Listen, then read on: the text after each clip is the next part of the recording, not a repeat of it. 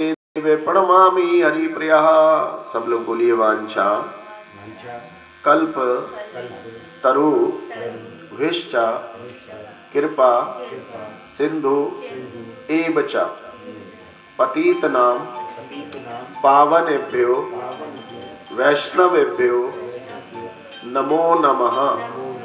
नमो ओम विष्णुपादाय कृष्णापृष्ठाय भूतले श्रीमते भक्ति वेदांता स्वामिन इति नामिने। नमस्ते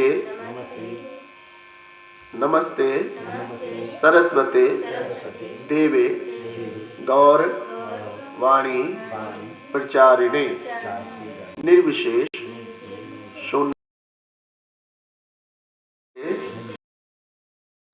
श्री अद्वैत गदाधर श्रीवासादि गौर भक्त वृंदा।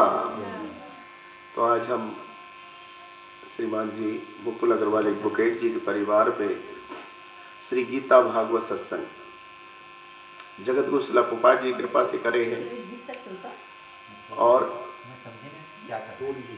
और ये जो गीता भागवत सत्संग है, तो गीता में ये कहा गया है कि हम गंगा जल से अपने शरीर को पवित्र करते हैं, लेकिन अगर एक बार भी हम गीता रूपी अमृत में डुबकी लगा लेंगे तो हजारों जन्मों की मलिनता से हम मुक्त हो सकते। अगर गंगा जल में इतनी शक्ति होती कि वो हमें शुद्ध कर लेता, तो उसके अंदर पड़े हुए मगरमच्छ, मछली, कछुए, वो सब क्या हो गए होते? सब मुक्त हो गए होते। मात्र गंगा जल से काम नहीं चलेगा। गंगा जल शरीर को हमारा शुद्ध करेगा, लेकिन जो भगवान का नाम है वो हमारी आत्मा को शुद्ध करेगा। वही आत्मा की मुक्ति कारक है, वही शुद्धि कारक है और वही कल्याणकारी। इसलिए गीता को हमें अवश्य सुनना। उस गीता में कहा गया है कि अंत काले चा मामेवा स्मरण मुक्त्वा कलेवरम। जिस समय हम 80 लाख योनियों के बाद ये 4 लाख योनियां मनुष्यों की प्राप्त करते हैं, तो ये जो हमें जन्म है, ये पूर्व जन्म में लास्ट में अंत में जो हमने अपना स्वभाव को प्राप्त किया था, उसी के अनुसार हमें इस योनि को प्राप्त होता है।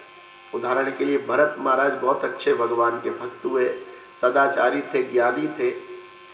उनके जीवन में एक दिव्य घटना हुई कि एक दिन वो स्नान करने जा रहे थे, तभी क्या देखते कि गर्भिणी हिरनी के पीछे एक शेर पीछे पड़ गया।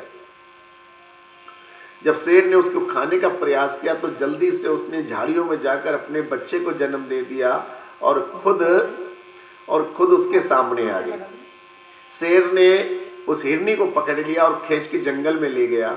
लेकिन भरत महाराज ये देख रहे थे कि उसने अपनी जान तो बलिदान कर दी, लेकिन किसकी जान बचा दी? अपने बच्चे। तो उस बच्चे को उन्होंने पाला। वो ये मोह में फंस गए, इस बच्चे की पालनदार अब कौन हूं, क्योंकि इसकी माँ तो क्या हो गई, चली गई। और ये सोच के उसका पालन पोषण करने लगे हिरण के बच्चे का, और हिरण से अत्यधिक लगाव हो गया। और ये ऐसा लगाव हुआ हिरण से उनका कि सुबह दोपहर शाम भगवान की जगह किसका स्मरण आने लगा उन्हें। हिरण के बच्चे ने कुछ खाया, कुछ पिया, जैसे आजकल के बच्चे कुत्ते बिल्ली पाल लेते हैं। और आपने देखा जो अपने माता पिता से एक बार भी नहीं पूछते कि तुमने कुछ खाया, और थोड़ी थोड़ी देर में कुत्ते और बिल्ली का क्या करते रहते हैं, ला के बिस्कुट इत्यादि देते रहते। जिस समय भरत महाराज का अंतिम समय चला था, तो सब वो हिरण के बच्चे को ढूंढ रहे थे, और हिरण का बच्चा तो मिला नहीं, लेकिन उनकी मृत्यु आ गई। और जब उनकी मृत्यु आ गई तो उनको हिरण बनना पड़ा, क्योंकि उनकी अंतिम चेतना, अंतिम स्वभाव था कि वो भगवान का भजन किया करते थे। इसलिए उनका जो घास चरने का क्षेत्र होता था, वो ऋषि मुनि संतों की क्या होती थी, कुटिया होती थी, तपस्या होती थी, वहीं का वो चारा चरते थे। क्योंकि उनके कानों में क्या पड़ता रहता था, अरे जय जय राधा रमण हरि बोल, जय जय राधा रमण हरि बोल, जय जय राधा रमण हरि बोल, जय जय राधा रमण हरि बोल। हरि बोल हरि बोल हरि बोल, हरि बोल हरि बोल हरि बोल, जय जय राधा रमण हरि बोल, जय जय राधा रमण हरि बोल, हरे कृष्णा कृष्णा कृष्णा हरे हरे, हरे राम राम राम हरे हरे। इन हिरण्य को योनि को प्राप्त करने के बाद भी निरंतर उनके कानों में भगवान के दिव्य हरि नाम का पवित्र रस पड़ता रहता था। और एक दिन वो समय आया कि हिरण महाराज का भी उम्र पूरी होने वाली, लेकिन हिरण की योनि में प्राप्त होने के बाद भी वो निरंतर किसका गान सुन रहे थे? जो ऋषि मुनि गा रहे थे, और उन्होंने शरीर छोड़ दिया। ऋषि मुनि का भजन सुनने के कारण तुरंत उन्हें मानव की योनि मिली। इस प्रकार ये जो भगवान का दिव्य नाम है, अंत काले चामा मेवा स्मरण मुक्त व कले, हमें अपने अंतिम समय पे किसका नाम ध्यान रखना है? भगवान श्री हरि का। किसका? अब कैसे पता लगे हमारा अंत समय कब आया? जन्म तो हमें पता लग गया, अल्ट्रासाउंड करता है और डॉक्टर ने तुरंत आपके पर्चे पे लिख देती है कि आपके यहाँ जो बेबी जन्म लेगा वो 28 नवंबर को आएगा या 30 नवंबर को आएगा या 25। लेकिन मृत्यु कोई अल्ट्रासाउंड नहीं बता सकता। इसलिए कहा गया है कभी भी कथा कीर्तन को अधूरा नहीं छोड़ना। क्यों नहीं छोड़ना चाहिए? एक बहुत बड़े सेठ थे, उन्होंने पैसा खर्च किया, ब्राह्मणों को बुलाया, ऋषियों को बुलाया, बोले भाई कोई ऐसी बात बताओ जो मुझे ये पता लग जाए मेरी मृत्यु कैसे होने वाली। बोले महाराज ये तो नहीं, ये तो हरि के हाथ में। ये किसके हाथ में? ये हरना हरि के हाथ में। जो प्राण हरेगा उसका नाम हरि। बोले नहीं कुछ तो बताओ। तो कहा भाई देखो कोई सिद्ध पुरुष आपको मिल जाए तो शायद वो आपकी ये समस्या का समाधान कर सकते। बहुत सारे साधु संतों की सेवा करते थे, सबसे एक बात बोलते थे कि धन कितना ले लो, बस मुझे ये बता दो मेरी मृत्यु कैसे होगी। एक दिन एक सिद्ध पुरुष मिल गए, बोले महाराज मैं बता दूंगा। ठीक है। उन्होंने कहा तुम्हारी मृत्यु गंगा जी में डूबने से होगी। नदी में डूबने से तुम्हारी क्या होगी? मृत्यु होगी। उन्होंने उस दिन से सोच लिया कि मैं आज के बाद नदी में जाऊंगा ही, ना बांस होगा ना बजेगी बांसुरी। जब मैं नदी में जाऊंगा ही नहीं तो फिर मेरी मृत्यु होने का तो। इसलिए जीवन उनका बीतता गया। उन्होंने अपने बच्चों की शादी करी। शादी करने के बाद भी लोगों ने कहा गंगा नहाई आओ। बोले नहीं मैं नहीं नहाऊंगा।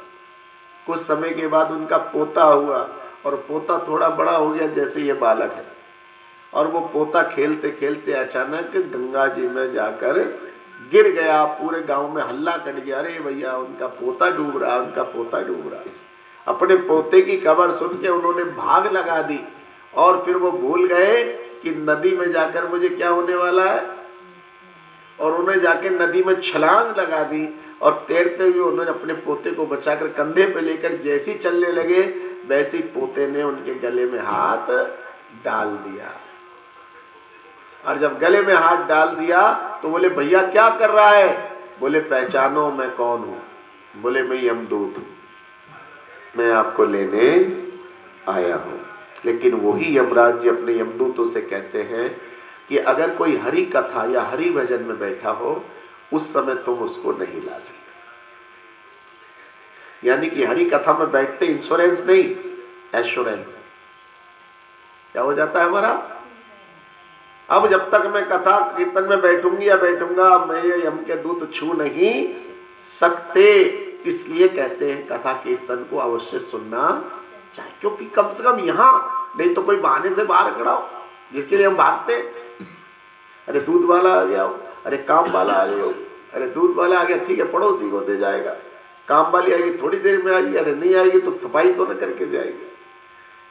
तो इसलिए अंत काले चामामेवान, जो अंत काल में हमारा स्मरण होगा, इसलिए कहा गया इस कलयुग में कि नाम जपते रहो और काम करते रहो, यानी कि अपना काम भी नहीं छोड़ना और भगवान का नाम भी,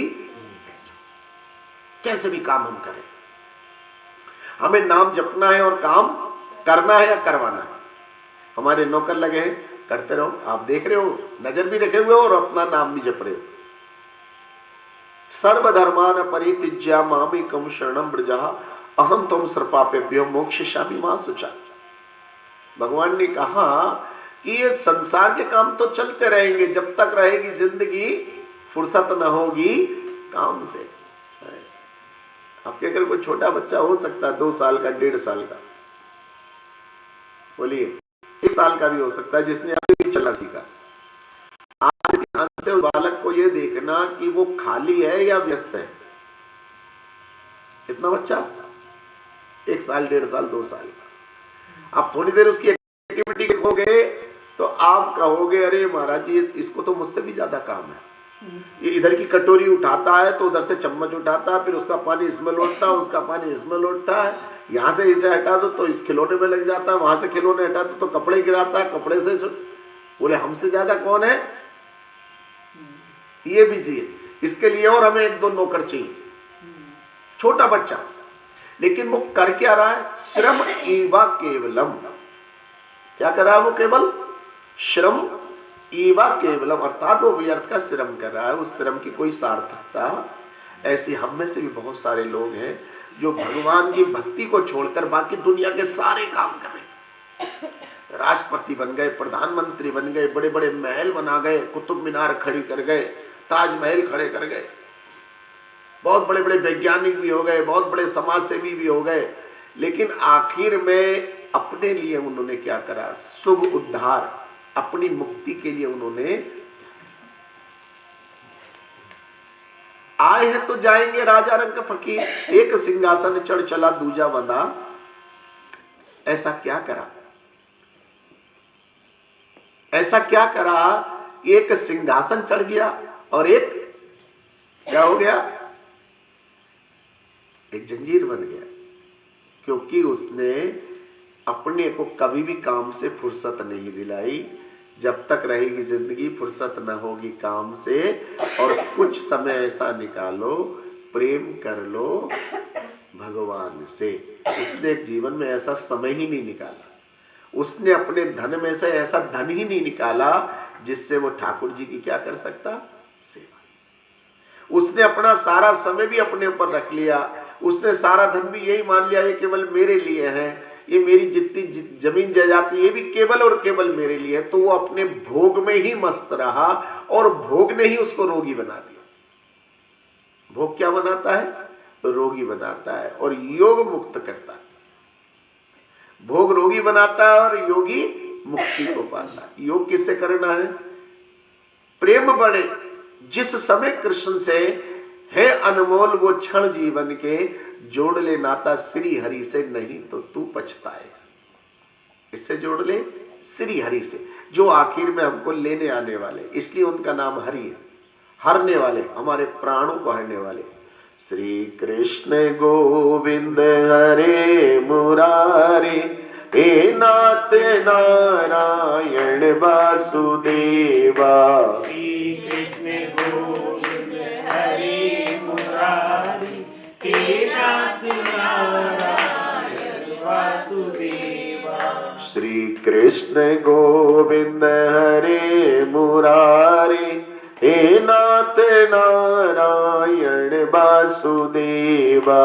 श्री कृष्ण गोविंद हरे मुरारी, हे नाथ नारायण वासुदेवा। हे नाथ नारायण वासुदेवा, हे नाथ नारायण वासुदेवा। हे नाथ नारायण वासुदेवा, हे नाथ नारायण वासुदेवा। श्री कृष्ण कृष्ण गोविंद हरे मुरारे, नाथ नारायण वासुदेवा। कृष्ण गोविंद हरे मुरारी, हे नाथ नारायण। ये बहुत ही पवित्र मंत्र है। श्री माने लक्ष्मी, पति कृष्ण। हे भगवान कृष्ण, आपके चरणों में करोड़ों लक्ष्मियां सेवायत रहती। कितनी? करोड़ों लक्ष्मियां। कल हमारे पास एक हस्बैंड वाइफ आए, वो जानना चाहते थे महाराज जी कोई को बोलता है, कोई विष्णु जी को, कोई शंकर जी को, कोई दुर्गा जी को, कोई हनुमान जी को, हम किसको परम ब्रह्म माने? तो हमने कहा अपने घर की गीता खोलो, 4 अध्याय का पहला श्लोक निकालो। उसमें लिखा था कि हे अर्जुन, मैंने इस अमर योग विद्या का ज्ञान सबसे पहले किसको दिया है? सूर्यदेव विवस्वान को दिया। किसको? आप भी अपने घर की गीता पढ़ सकते, ना हो तो हमसे ले सकते। इस दिसंबर के महीने में हमने लगभग उन सारे घरों में गीताएं पहुंचाई हैं जिनके घर गीता नहीं थी, चाहे उन्होंने पैसे दिए चाहे उन्होंने पैसे नहीं दिए। कुछ लोगों ने ये भी कहा कि गुरुजी लो हमारी तरफ से 11 गीता उन घरों में पहुंचाइए जो पैसा देने के लायक नहीं, तो उनके घर भी पहुंचाइए। कुछ ऐसे भी करोड़पति थे जो पैसा दे सकते थे लेकिन उनके मन में थी हमें फ्री में गीता मिलनी, तो उनके घर भी गीता थी। तो उस गीता के 4 अध्याय के पहले श्लोक में लिखा है कि हे अर्जुन, मैंने इस अमर योग विद्या का ज्ञान सबसे पहले विवस्वान सूर्यदेव को दिया। तत्पश्चात सूर्यदेव ने वो ज्ञान किसको दिया? अपने पुत्र मनु को दिया, और मनु ने इस ज्ञान को अपने पुत्र इक्ष्वाकु को दिया। किसको? इक्ष्वाकु। और इक्ष्वाकु राम जी के क्या थे? दादा परदादा थे। कौन थे? इक्ष्वाकु वंश में राम आए ना। देखिए, राम को सूर्यवंशी कहते हो या सूर्य को रामवंशी कहते हो? बताइए। राम काय में आए? सूर्यवंश में आए या सूर्य रामवंश में आए? बताओ पहले। मनुष्य रूप में आए तो भगवान राम सूर्यवंश में आए। सूर्यवंश में आए, बिल्कुल ठीक बात है। इसका मतलब सूर्य पहला शिष्य है भगवान श्री कृष्ण का।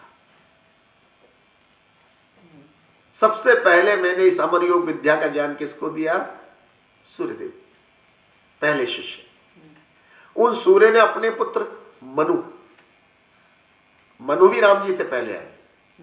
मनु की वर्तमान आयु अगर हम गणना करेंगे तो लगभग 30 करोड़ 53 लाख वर्ष। कितनी? 30 करोड़ 53 लाख। और राम जी को आए हुए अभी 10 लाख वर्ष हुए करीब। कितने? तो महाराज जी कैसे हम डिसाइड करें 10 लाख वर्ष? देखिए, 4,32,000 वर्ष का कलयुग है और इससे डबल होता है द्वापर।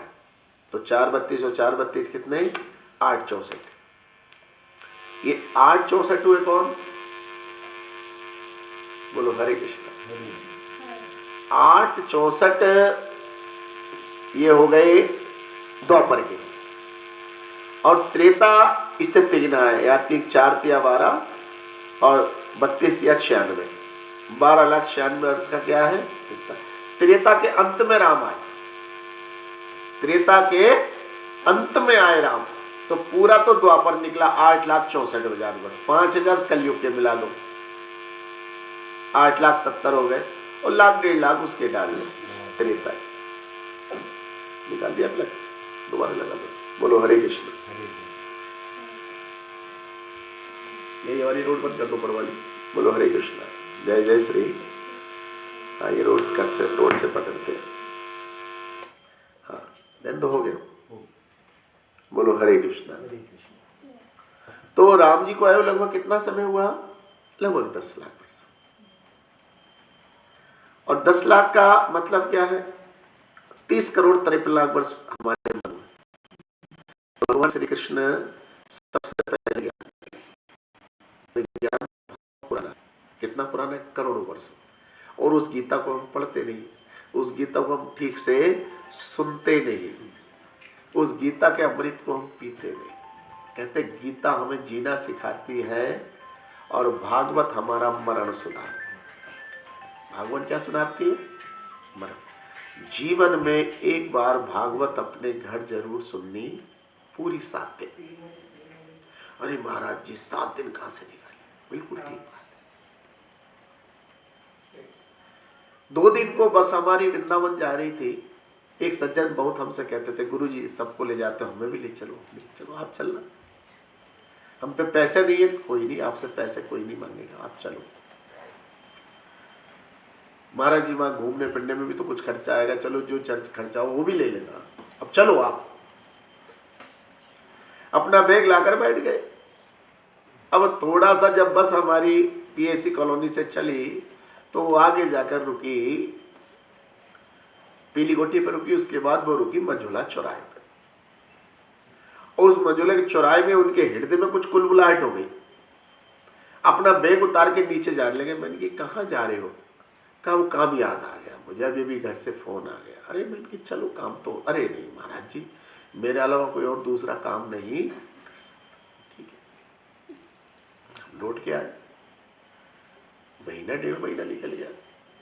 अचानक हम जब बंगले गांव गए किसी काम से, हमने सोचा चलो उनके यहाँ भी हो तो चलो। अब जब अचानक उनके यहाँ पहुंचे तो बिस्तर पे पड़े थे, स्टिक उनके पास खड़ी थी। मैंने कहा अरे भैया क्या बात? अरे बोले धीर शांत जी, पहले तो मैं आपसे चरण छूकर माफी चाहता हूँ, मैंने उस दिन रात को झूठ बोला था आपसे। पता नहीं आपकी बस रुकी तो मेरे हृदय में उथल पुथल हो गई। मैंने झूठ कह दिया कि मुझे काम है, और सुबह में अगले दिन अपने स्कूटर से गैस का सिलेंडर लेने जा रहा था। उस मेरा डिसबैलेंस हो गया और स्कूटर गिर गया और मेरे कूल्हे की हड्डी क्या हो गई? 1.5 महीने का तो मुझे बेड रेस्ट बताया। 60,000 अब तक क्या हो चुके हैं खर्च। तो मैंने उससे कहा भाई साहब अगर मेरे साथ उस दिन रात को कहाँ चले जाते, वृंदावन, तो गैस का सिलेंडर आप लाते या सिलेंडर वाला 50 रुपए ज्यादा लेके दे जाता घर। उस समय होम डिलीवरी नहीं थी सिलेंडरों की, उस समय लेके जाना पड़ता था या बाहर खड़ा हो जाता था चौराहे पर, या फिर 10-20-50 रुपए ज्यादा लेता, वो तो अब भी लेता आपसे। कहने लगे मैं उसी घड़ी को पछता रहा हूं। मैं कहता था 2 दिन कहां से निकालूंगा, लेकिन मैंने कहा 45 दिन 45 डेज ये कहां से निकले। ऐसी मन पक्का करके अपने को अपने घर पे घोषणा कर देनी चाहिए, ये समय आ रहा है, मैंने पक्का ठान लिया है, इस महीने में मैं अपने घर में भागवत सुनूंगी या सुनूंगा, चाहे आप लोग सुनना या जब घर में होगी तो क्या करेगा, सुनेगा। दूसरी बात, जो हमारे पास दौलत है, जो संपत्ति है, शास्त्र कहता है अपनी आंखों के सामने होशो आवास में उसके 3 हिस्से कर देने। एक हिस्सा तो अपने लिए बचा के रखो, एक हिस्सा धर्म के लिए बचा के रखो, उसमें से धर्म के लिए आंखों के सामने धर्मादित कार्य में लग जाना चाहिए, और एक हिस्सा जिसमें हमारे बच्चे हैं, बहन है, बहनोई है, पत्नी, एक उनके लिए रखना चाहिए कि भाई कुछ हमें काम करना पड़ गया। इस प्रकार से अपनी संपत्ति का क्या करना चाहिए। शास्त्र कहता है शरीर का भी वर्गीकरण ऐसी होना चाहिए, इसके भी 3 हिस्से होने चाहिए।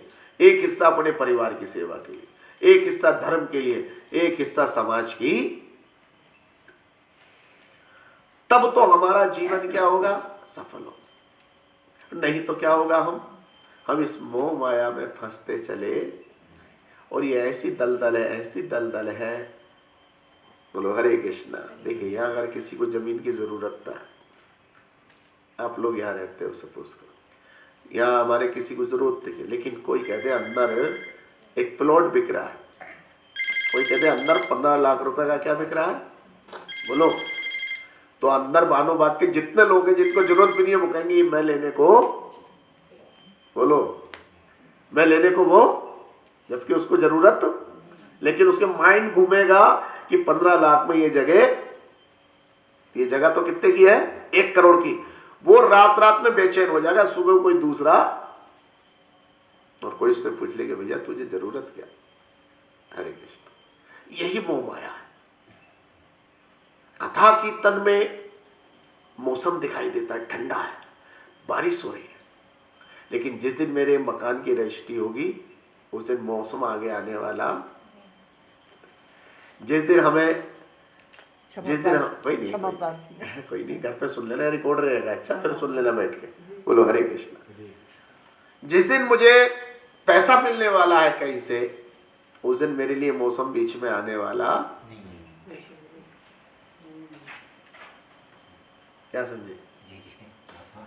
ये तय हो गया है गली में वकील साहब मरेंगे तो मकान हम लेंगे। बोलो हरे कृष्णा। हम का लेन देंगे हैं? हम सत्संग बंदा बना देंगे दोनों तीनों का नाम का। मैंने कहीं नहीं है। बोलो हरे कृष्णा। तो देखो जी, कोई नहीं मरेगा, हम तो जीवित कर देंगे आखिर तक, समझे? हम तो 3 नाम डाल के क्या कर देंगे, कोई खरीद ही नहीं पाएगा उसे, ना बिकेगा ना कोई खरीद के पैसे का आदमी करेगा क्या? फिर लूट के ले जाएंगे लोग। बोलो हरे कृष्णा। मैंने कहा वो उसे बेचूंगा जो नहीं मरेगा। श्री कृष्ण गोविंद हरे मुरारी, हे नाथ नारायण वासुदेवा। कृष्ण गोविंद हरे मुरारी, हे नाथ नारायण वासुदेवा। जो नहीं मरेगा, कौन नहीं मरेगा? राम का नाम लेके जो चले जाएंगे वो अमर नाम दुनिया में कर जाएंगे। भगवान ने गीता में कहा कि अर्जुन घोषणा कर दो, उनके भक्त का कभी नाश नहीं होता। क्या नहीं होता?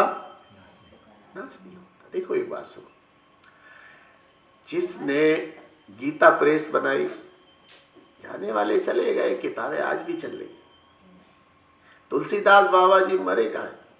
जहाँ जहाँ रामचरितमानस होगी वहाँ क्या हो जाते फिर जी। तो हम भी कोई ऐसा काम करके जाएंगे हैं कि हमें हमारे परिवार को क्या ना होना पड़े, मरना पड़े। उसके लिए क्या है? देखिए, जिन लोगों ने शिक्षा के लिए स्कूल खोला, जिन्होंने भी उन स्कूल में शिक्षा प्राप्त करी, वो पढ़ के क्या हो गए? अमर हो गए ना। भाई हम कहते हैं हमारी मम्मी नहीं है, लेकिन हमारी मम्मी हमारे अंदर से बोल तो रही। हमारा रक्त का जो कण है वो 7 पीढ़ियों तक चलता है। कितनी? हमारे अंदर हमारे दादा है, हमारे अंदर परदादा भी है, परदादी भी हमारे अंदर है। अगर हमारी माँ नहीं होती तो हम कहाँ से होते? तो माँ मरी का। जब तक हम चल रहे हैं तब तक हमारी माँ चल रही, जब तक हमारे पुत्र पुत्रियां चलेंगी तब तक हमारी माँ चलेगी, उनके भी पोते पोतियां होंगे, उनके भी वो, तो ये चलता रहता है। इसलिए हमें प्रार्थना करनी चाहिए कि हमारे जो उत्तराधिकारी हैं वो हमारी संपत्ति को, हमारे नाम को आगे चलाएं। और वो कब चलाएंगे? जब संस्कारवान आए। ये मोह माया लोभ क्या है? जिसको अपना कहकर बंदे तू इतना इतराता है, छोड़ देंगे साथ जगत में कोई साथ नहीं है?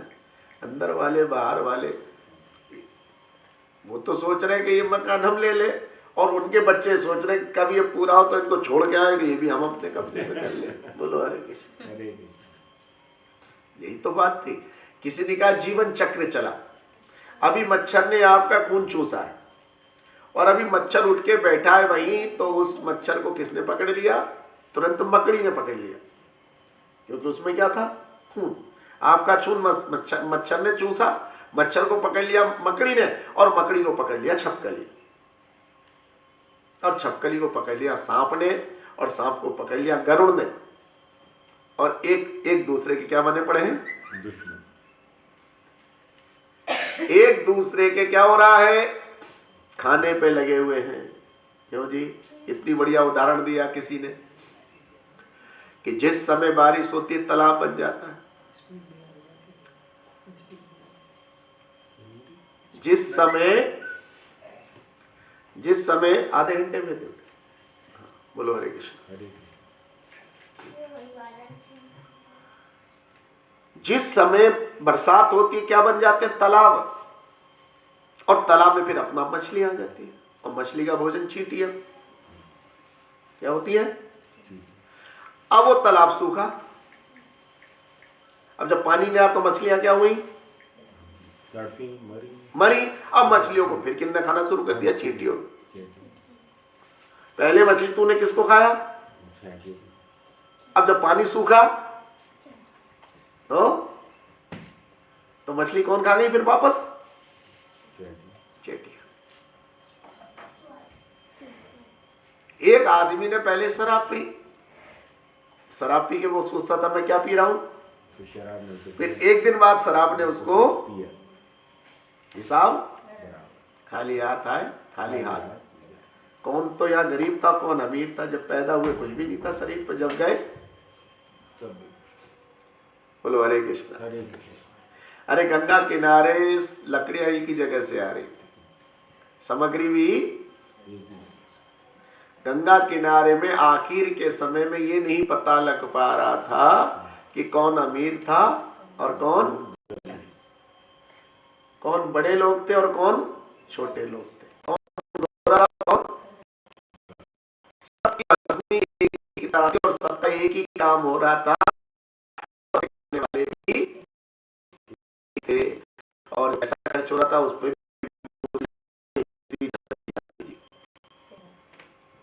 क्यों करता है मेरा मेरी, छोड़ दे इस अभिमान को, झूठे धंधे छोड़ के बंदे भजले हरि के नाम। जब तक हमारे अंदर संतुष्टि नहीं होगी, जब तक हमारे अंदर संयम नहीं होगा, तब तक हमारा ना रोग जाएगा ना हम खुश रह पाएंगे।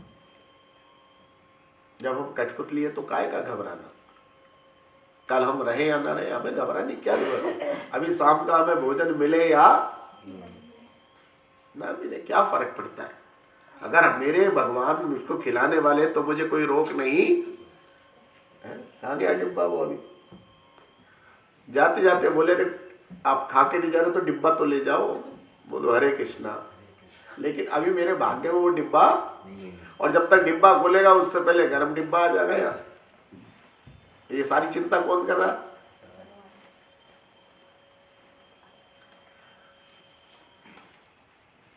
एक संत बड़ी मुश्किल से आज आधी रोटी का जुगाड़ कर पाए, जबकि एक रोटी खाते थे। उस एक रोटी को पहले भगवान को भोग लगाते थे, फिर खुद खाते थे और घी लगा के जरा सा नमक लगाते थे। ये उनका रोज का दिनचर्या था। आज बड़ी मुश्किल में जो आटा मिला उससे आधी ही रोटी बन पाई। कोई बात नहीं, पर रोटी बना के रखी थी, हाथ धोने गए, इतने में कुत्ता आया वो रोटी लेकर। अब जाने लगा तो नाराज नहीं हुए, वो नमक और घी लेके भागे। अब कुत्ता ये समझा कि शायद मेरा कहीं क्या ना इनके हाथ में कुछ यही ना दे के मार दे, और वो भागते भागते छोड़ गया वही रोटी। और कुत्ते को ध्यान रखना, कुत्ता और बंदर जब आपकी चीज लेके जाएगा छोड़ने, उन्होंने रोटी उठाई और कहा रे भगवान घी और नमक लगाने आया था। और घी और नमक लगा के फिर किसकी तरफ करी? उस कुत्ते की तरफ करी, लो आज तुम ही खा लो। उसी समय कुत्ते के अंदर से कौन प्रकट हो गए? भगवान। मैं ये देखना चाहता था कि तुम्हारे अंदर मोह माया है या नहीं। मोह माया क्या है? जब हम ये सोचते मकान मेरा है, दौलत मेरी है, ये रिश्तेदार मेरे हैं, ये परिवार मेरा है, जब तक मैं और मेरा जुड़ता है तब तक मोह माया रहता है, तब तक अज्ञान रहता है, अंधकार रहता है। और जिस दिन हमारा मैं और मेरा निकल जाता है, जो कुछ है सब तू है और तेरा है, और मैं तो कठपुतली हूं। मैं क्या हूं? बोलो, मैं कठपुतली हूं। सतगुरु मैं तेरी पतंग हवा भी छोड़ती जावंगी। जिधर को तुम डोर वाला नचाता है तो पतंग क्या करती है?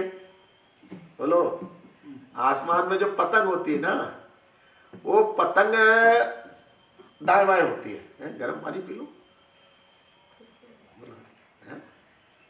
बोलो हरे कृष्णा। केतली में नहीं रखा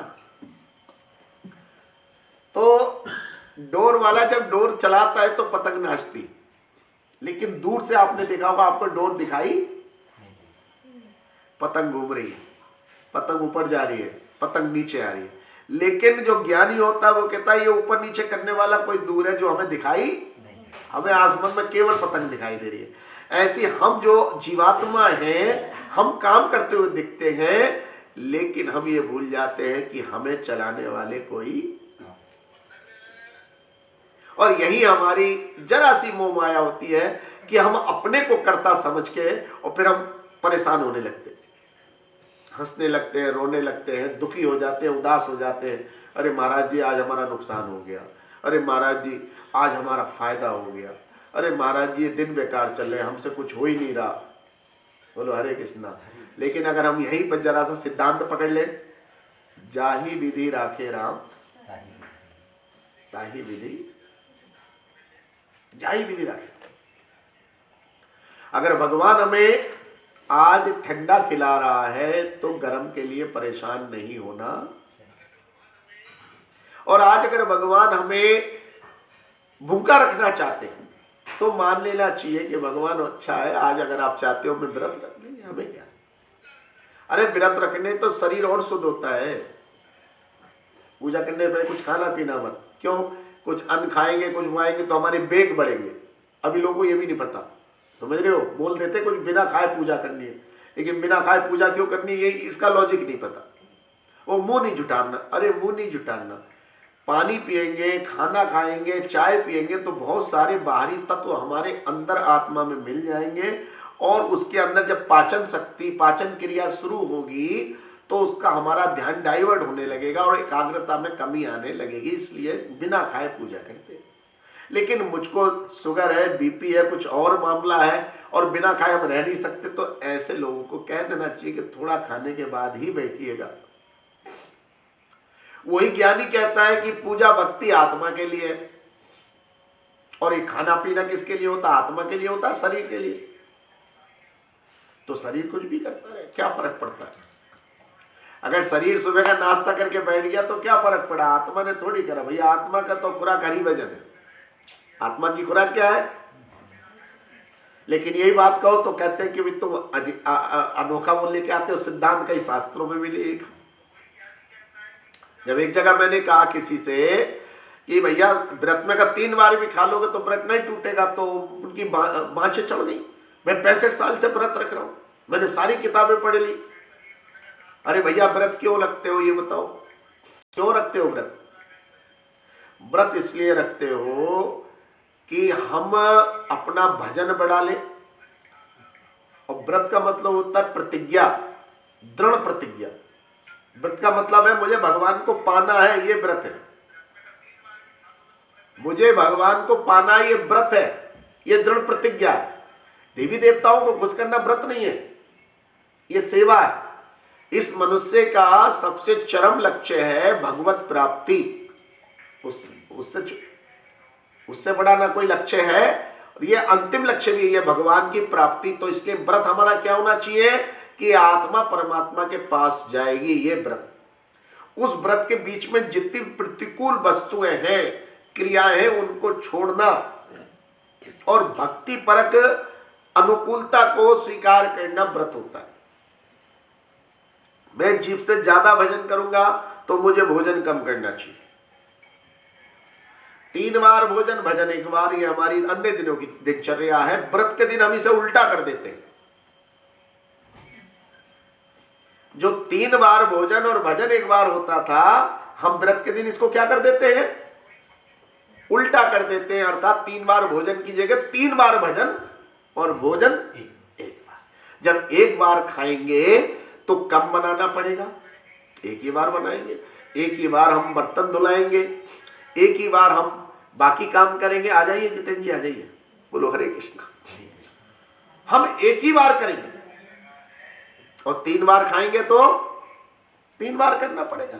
फिर हमारे बैग भी होंगे, फिर हमें हो सकता है वॉशरूम ज्यादा जाना पड़े, पानी बार बार पीना पड़े। और जब हमारे मन में ही धारणा आ गई कि हम केवल 1 बार खाएंगे, कितनी बार? तब सुबह का बोले नाश्ता, बोले नहीं आज नाश्ता नहीं करना, आज मेरा व्रत है। लो बच गया, लाओ ये गीता उठाओ पढ़ो। लंच में क्या बना? बोले लंच नहीं खाना आज, मुझे शाम को बना देना बस। अब मेरे माइंड से, मेरे मस्तिष्क से वो दोनों चीजें निकल गई। क्या? सुबह का नाश्ता और दोपहर का। इसलिए मेरा भजन बढ़ गया। लेकिन मैंने व्रत रखा, मैंने भजन नहीं बढ़ाया, मैंने भगवान की सेवा नहीं करी है। टीवी देखा, अखबार पढ़ा, लोगों से चर्चा की। बच्चों तुम इस पे आ जाओ बेटा, बोलो हरे कृष्णा। इनको बच्चों की टेक की थोड़ी जरूरत है, आप बैठिए आगे। बोलो हरे कृष्णा। तो व्रत का मतलब क्या हुआ? देखिए व्रत का लॉजिक, मैंने करीब करीब 17 पुस्तकें पढ़ी। 17 पुस्तकें पढ़ी मैंने इसलिए कि व्रत क्यों रखते। पद्म पुराण पढ़ा, स्कंद पुराण पढ़ा, मनुस्मृति पढ़ी, मैंने भक्ति रसामृत सिंधु पढ़ा, बहुत सारे ग्रंथ पढ़े। उसके बाद मैंने उसका एक निष्कर्ष निकाला कि 3 बार भोजन भजन 1 बार, 3 बार भोजन और भजन 1 बार, ये गृहस्थों का हमारा सिद्धांत है। व्रत के दिन बस इसे उल्टा करना है। व्रत के दिन हमने क्या करना है कि 3 बार भजन और भोजन 1 बार, लेकिन 3 बार भजन तो हुआ ही नहीं और भोजन जरूर 1 बार हुआ, और सबसे उलाने भी देते रहे, लो हमारा व्रत है? फिर कह रहे एक सज्जन, गुरुजी वैसे तो हमें याद नहीं आते, जिस दिन व्रत रखते उस दिन हमें समोसे बहुत याद आते, उस दिन रसगुल्ले बड़े याद आते। इसका मतलब हमारा चित्त काय में फंसा हुआ है, हमारी चेतना से अन्न नहीं निकला है। तो भजन और व्रत, ये भजन और व्रत एक दूसरे के पूरक हैं। जब तक व्रत में हमारा भजन नहीं बढ़ेगा तब तक व्रत रखने का कोई भी फायदा होने वाला। और दूसरा सिद्धांत शास्त्र कहता है कि आंखें 2 हैं, काम 1 है देखना। आंखें कितने दी भगवान ने? है? और काम 1 ही है देखना। कान भी 2 है और काम 1 है सुनना। नासा छिद्र 2 है, काम 1 है सूंघना। लेकिन भगवान ने जीभ 1 दी और 1 जीभ पे 2 काम दे दिए, भजन और भोजन। अर्थात जैसे पहले दिल्ली वाली लाइन सिंगल थी, सिंगल लाइन में आपको टाइम ज्यादा लगता था, जब तक एक ट्रेन पास नहीं हो जाती थी और दूसरे स्टैंड पर लगती नहीं थी साइड में जाके, तब तक दूसरी। और अब आपने क्या कर ली, अब ऐसा कोई चक्कर नहीं। लेकिन अभी भी हमारे पास जो जीप की वो सिंगल लाइन है, या तो इसमें भोजन जाएगा या इससे भजन होगा, या तो इससे। तो जब हमने भोजन की ट्रेन बंद कर दी तो भजन का निर्बाध चलना चाहिए, इसलिए हम लोग व्रत रखते हैं। यहां लोगों ने जोड़ दिया 16 सोमवार रखो तो तुम्हारी बिटिया की क्या हो जाएगी, हैं? शादी हो जाएगी। बिल्कुल ठीक बात। फिर ज्योतिषों पहुंच गए, ये वाला नग पहन लोगे तो मुकदमे जीत जाओगे, ये नग पहनोगे तो बीमारियां कंट्रोल होंगी, ये नग पहनोगे तो व्यापार बढ़िया चलेगा। तो 1,00,000-1,500 खर्च करके सारे नग पहन के खड़े हो जाओ और जज साहब को दिखाते रहो ये वाला नग पहने, वो ओरिजिनल वाला। अब मैं मुकदमा नहीं हार सकता। तो जी दुनिया के लिए महामृत्युंजय मंत्र करते हैं कि जाते हो क्या कर लेंगे, रोक लेंगे, लेकिन 100 के बाद अंदर रुकते हुए देख ही नहीं रहे लोग। बोलिए। और कुछ ज्योतिषाचार्य भी ज्यादा नहीं लपेट पा रहे, दुनिया भर की शादी करें, खुद कुंवारे रहे, उनकी शादी फिर हमें करानी पड़ती है। दुनिया से कहते हैं कि शादी विवाह नहीं हो रही तो हम करा देंगे अनुष्ठान, लेकिन उनकी शादी हमें करानी पड़ती है, क्योंकि हमें मालूम है हमने गीता पढ़ ली, हमने भागवत पढ़ ली, हमने रामायण पढ़ ली। कितनी बड़ा मिलान चलता है, जब तक मिलान नहीं होगा शादी। और मैं बात बार बार समझाता हूं कि 25% जन्मपत्री, 25% स्टेटस, 25% उसका वर्तमान कार्य और 25% भगवान की कृपा, तब जाके काम होना।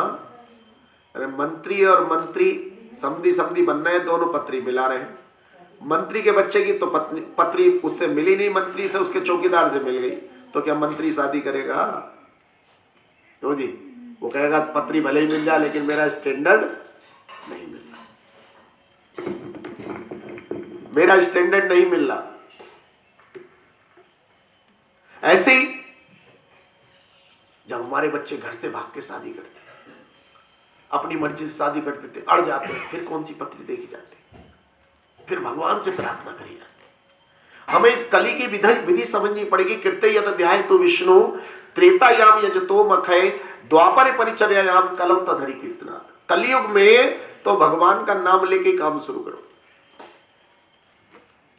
कलौ तधरि कीर्तनात्, कलौताधरी कीर्तनाथ का मतलब यह कि कलयुग में जो भगवान का भक्त होगा उसको अत्री पत्री देखने की जरूरत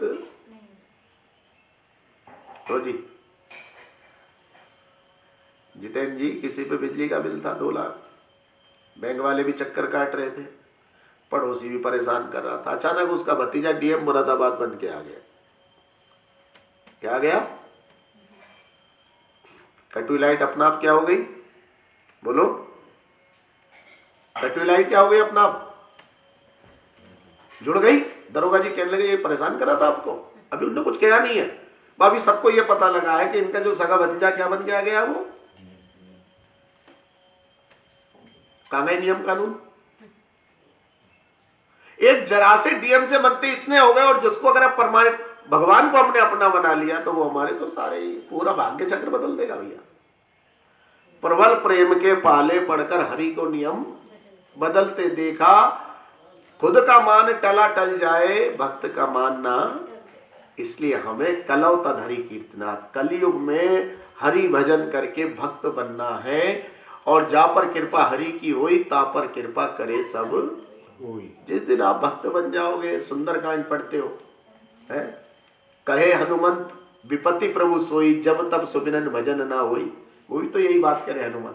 विपत्ति भी तभी आती जब हमारा भजन बिगड़ता है, और भजन कब बिगड़ेगा? जब हमारा मन बिगड़ेगा। मन चंगा तो कठौती में गंगा। हमें अपने मन को पवित्र करना है, और मन कब वो होगा पवित्र? साधु संग सर्व शास्त्र कहे, और लब मात्र साधु संग सर्व सिद्धि हो। अगर हम साधु लोगों का संग करने लगेंगे तब हमारा मन धीरे धीरे क्या होगा? शुद्ध होता चला जाएगा, मजबूत हो जाएगा। फिर हमें घबराने की आवश्यकता ही नहीं पड़ेगी। कितना बड़ा राक्षस आ जाए, कितनी बड़ी बीमारी आ जाए, जो होगा देखा।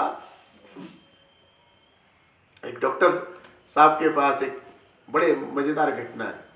शुगर के स्पेशलिस्ट डॉक्टर फरीदाबाद के, हमारे जानने वाले हो, उनके पास ले गए। कहले डॉक्टर साहब मुझे शुगर है। बोले हाँ मैं ठीक कर दूंगा। फिर मुझसे कहने लगे डॉक्टर साहब, अरे धीरसान जी मैं तो आपका इंतजार कर रहा था, मेरे दामाद हैं, मुझे जब थोड़ा उनकी पतरी उतरी दिखानी थी। मैंने कहा हाँ डॉक्टर साहब देख लेंगे। और वो जो दवाई लेने आए थे सज्जन हमारे साथ, बोले गुरुजी आप बैठो मैं चल रहा हूं। मालूम है 4 बजे वो भी डॉक्टर क्या कहे, अब मुझे भी स्टेडियम जाना है। मैंने कहा क्यों? अरे बोले मुझे भी तो शुगर है, मैं भी क्या करने जाता हूँ इवनिंग,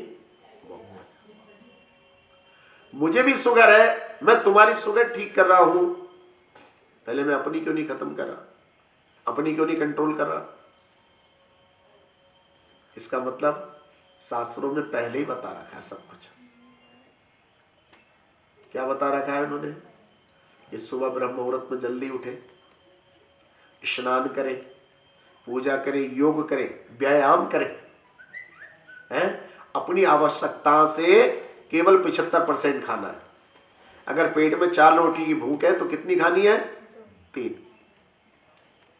और बताया गया कि 100% अगर हमारा स्टोर है तो उसमें 75% हवा, बाकी 25% में खाना और पानी। फिर उन्होंने कहा है हमारे शास्त्र ने, ये बताइए बिना भोजन के कितने दिन रह सकता है आदमी? अगर आपको भोजन नहीं दिया जाए, केवल पानी पिलाया जाए, कितने दिन जीव रह सकता है आदमी? कोई बता सकता है? 1 सप्ताह। अरे सप्ताह से भी ज्यादा, सारी जिंदगी ना, सारी जिंदगी नहीं। केवल पानी में इतना नहीं होता, लेकिन महीना 2 महीना रह सकता है। कितना? धीरे धीरे वजन कम होगा। अगर भोजन नहीं दोगे तो वो लगभग 1 महीना 2 महीना रह सकता है, यानी कि लिक्विड पे, केवल इस पे पानी पे।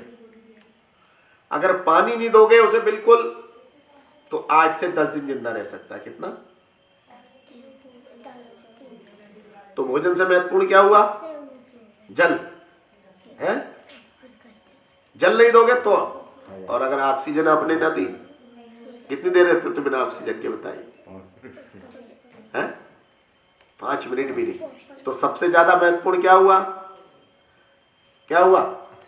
वो ऑक्सीजन हमारे पेट में होनी, और पेट में जब होगी, जब हम उसकी जगह छोड़ेंगे।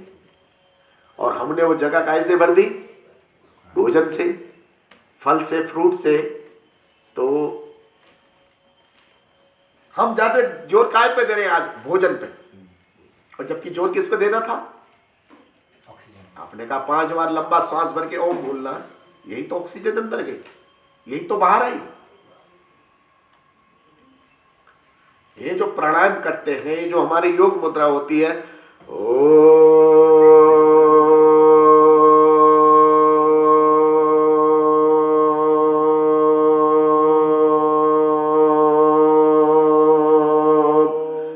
ये भरना और निकालना, यही ऑक्सीजन को अंदर स्थापित करने का प्राणायाम है। इसलिए प्राणायाम, प्राणों को देने वाला, पता ही नहीं।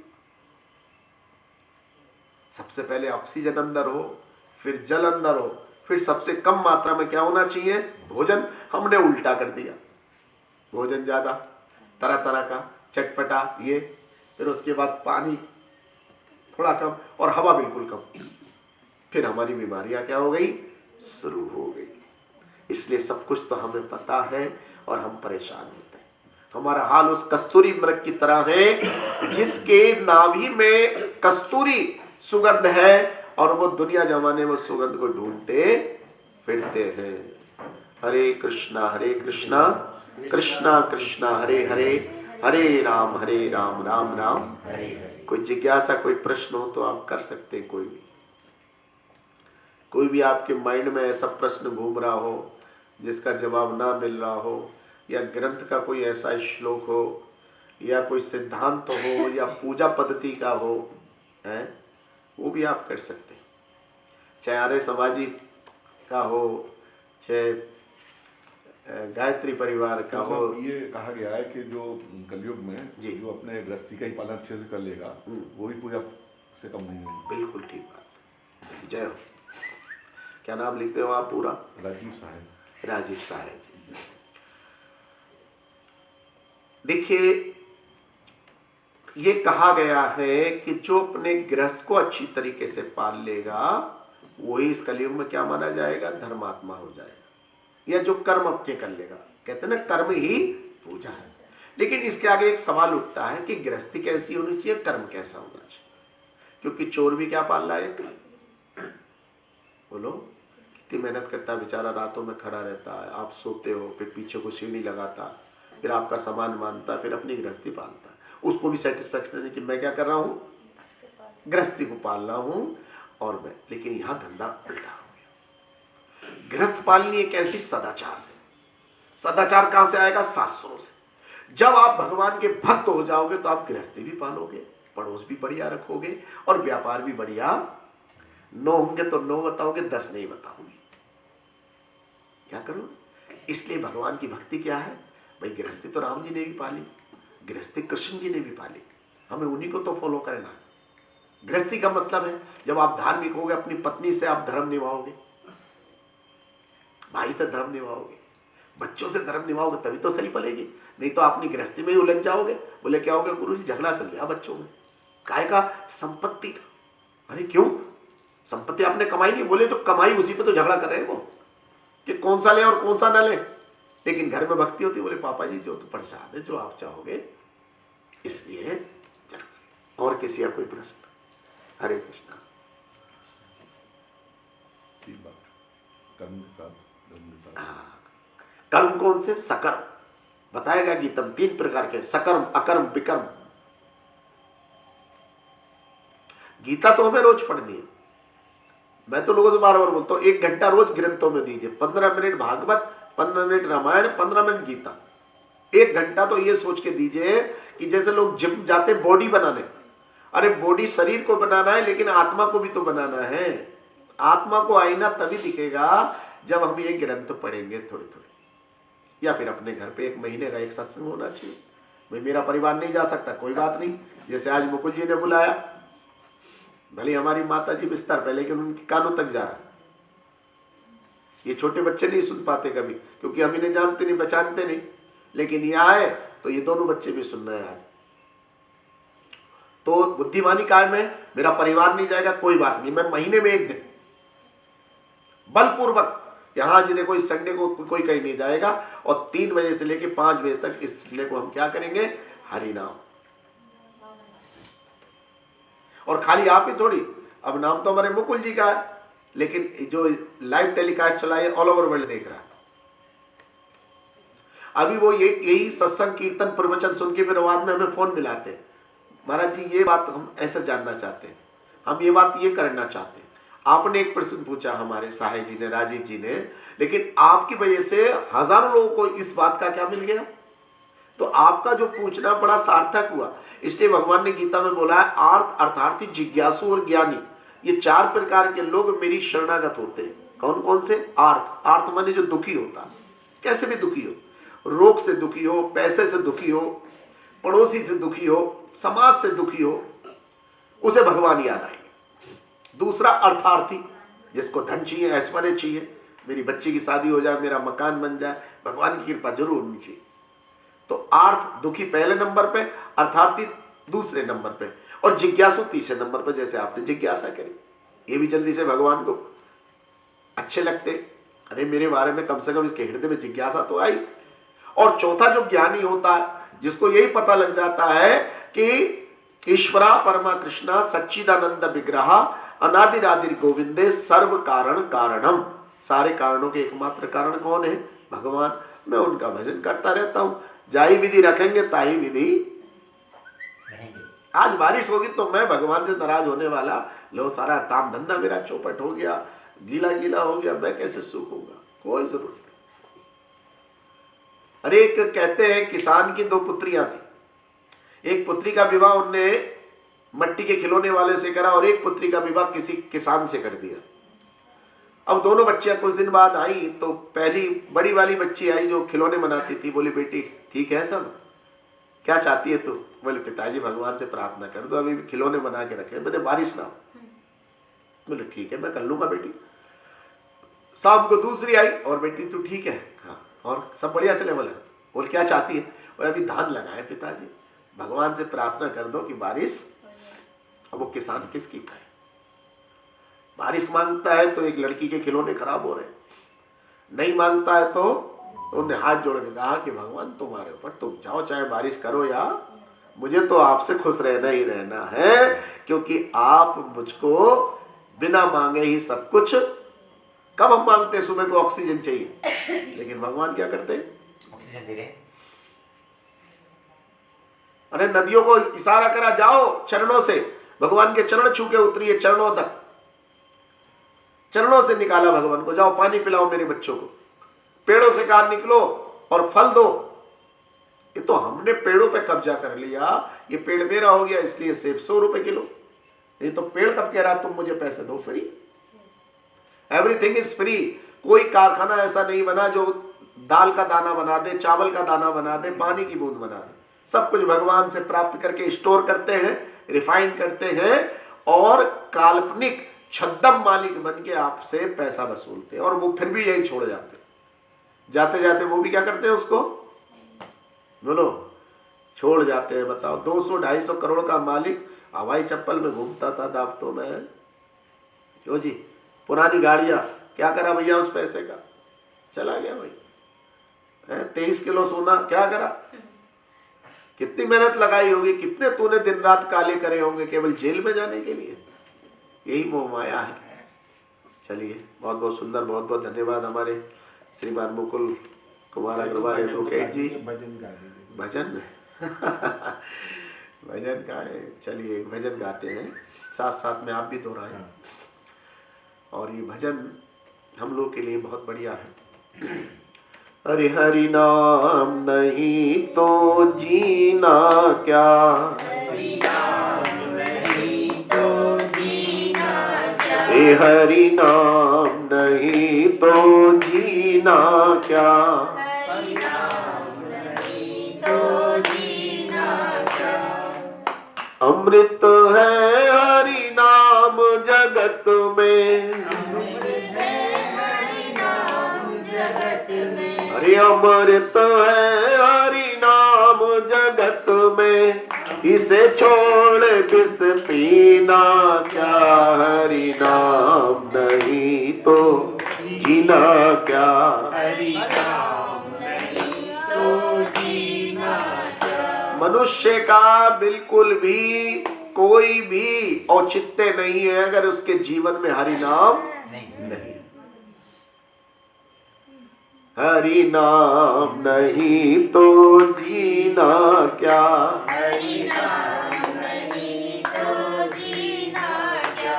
ओ अमृत है हरि नाम जगत में, हरि नाम जगत में। अरे इसे छोड़ विष पीना क्या। हरि नाम नहीं तो जीना क्या। हरि नाम नहीं तो जीना क्या। कहते हैं भगवान का नाम अगर शरीर से जोड़ दोगे तब आपकी पूर्णता आएगी, और नहीं तो ये फिर वो पत्थर डूब जाएंगे, वो पत्थर तर जाएंगे जिस पे लिखा हो राम, और वो दिल वाले डूब जाएंगे जिसमें नहीं हो राम। भगवान ही नहीं होंगे तो वो मनुष्य भी क्या होंगे, डूब जाएंगे।